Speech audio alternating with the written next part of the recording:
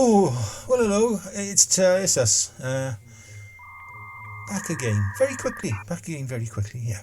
Now, the most prized record in my meagre, shall we say, record collection is a copy of Queen Live Killers, signed by all four band members. And in today's video, I'm going to tell you how it came into my possession.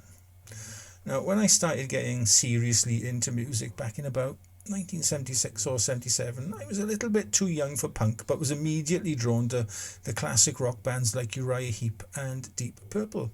Then one day in 1978, when I was 14-ish, a girl in school called Caroline Morris gave me a cassette tape, a home recording of News of the World by Queen, and from the opening boof boof foot stomp I was hooked, and they quickly became my favourite band. I then got a copy of Jazz, I think, on cassette that Christmas, and I bought Live Killers when it came out in, I think, 1979, was it? Early 79, I'm not sure. And I loved it. The record seemed to capture all the excitement of Queen live, and I was surprised just how heavy they were and how different the live versions were from their studio predecessors. And from that day, it became my mission to see them live. But growing up in South Wales, there was little chance of them ever coming here again, even though they did play shows in my home city at Swansea's Branwyn Hall in 73 and 74, and then played at Cardiff Castle in 76, I think. But these were all well before my interest in them had developed. Anyway, no matter, I thought, and when Uriah Heep announced their tour dates for early 1980, they had a night at the Branwyn Hall booked, and I bought myself a ticket, and it was just myself too. None of my friends wanted to go. Now, this didn't bother me, as I regularly did things like go to the cinema on my own and things like that. Not much has changed, really. I still really enjoy being shut in here. I enjoy my own company. So Uriah Heep, or technically Girls' School, as they were the opening act, would pop my live music cherry, shall we say. Then, completely out of the blue, in school one day, a friend of a friend came up to me and said, "You like Queen, don't you?" Now, back in those days, this could have easily led to like a swift beating. So I tentatively said, yeah, I did. And what followed wasn't a right hook to the jaw, but I got tickets for their show in Birmingham on Saturday. That was on the preceding Monday or Tuesday. But I can't go. I'll sell them you if you want. So next day I came to school with the £11 or so I'd raided from my piggy bank, and the tickets were mine. I rushed home and told my parents, asking my dad to take me there and expecting him to be just as excited as I was, but no, not a chance, I was told. And if you knew my parents, you'd have told me that this would have been the case. I had little support from them as a child, or throughout my childhood, really. Anyway, my dreams, along with my piggy bank, were shattered. Anyway, that night I rang my sister. Now, my sister is 14 years older than me and was living near London at the time, and I expressed my disappointment and sheer upset at the situation, and then she said, "Don't worry, I'll take you." Well, true to her word, I was dumbfounded.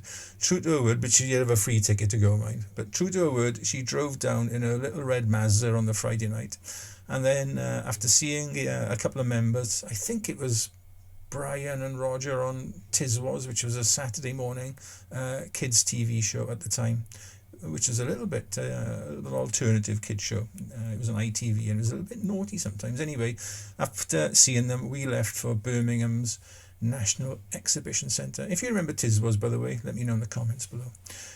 We got there and we joined the queue to get into the hall, and when the doors opened, we ran as fast as we could to get as near to the front as possible, and we were only around 10 or so meters, what you will, from the edge of the stage, and right in the middle of it too, an almost perfect view.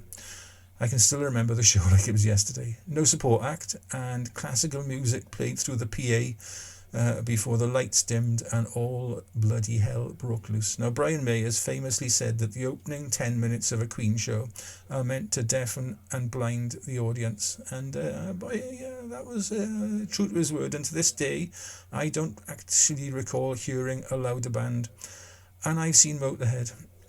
The huge pizza oven lighting rig was like moving around to add to the drama of the whole thing, and after about 2 hours, it was over. Done. But what an adrenaline rush. Now on the way out, we stopped at the merchandise stand and I bought myself a t-shirt and a tour program. This one here.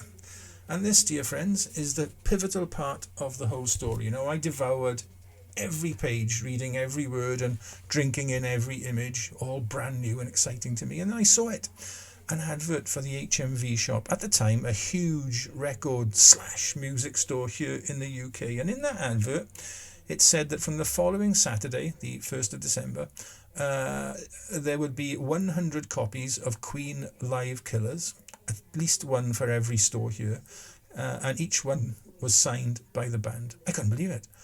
I could, if I was very, very lucky, get myself a signed copy of the album I loved and sparked my desire to see them live in the first place. After the show, though, I went back to stay with my sister for a couple of days, and after getting home, I made it my quest to get that signed album. So a couple of days in school, but on that Saturday morning, I caught a bus into Swansea, well in advance of the shopping centre or the HMV shop itself opening. But when I got there, I saw 2 or 3 other eager people outside the shop. They were there before me. It was the only HMV shop in the whole of Wales at the time as well. And when it opened, they all rushed straight to the Queen section to fight over the record.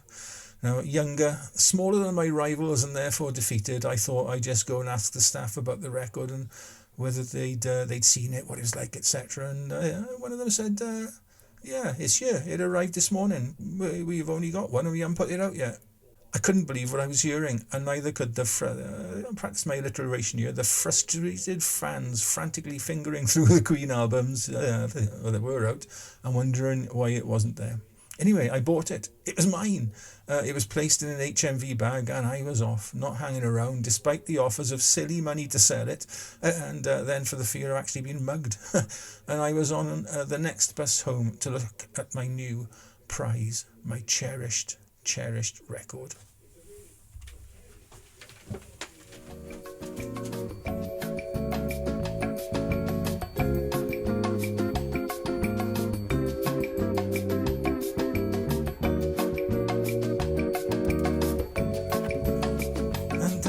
Here it is, in all its glory. I'll put some stills up of it now, non-reflective ones, for you to see.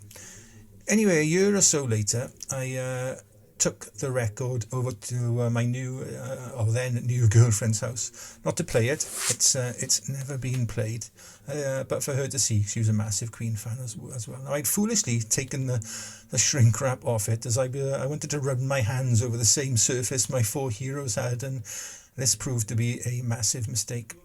My girlfriend's younger sister, who was only around about 6 at the time, had been suspiciously quiet, and she had traced the outline of the 4 figures in black biro while we were otherwise engaged, should we say.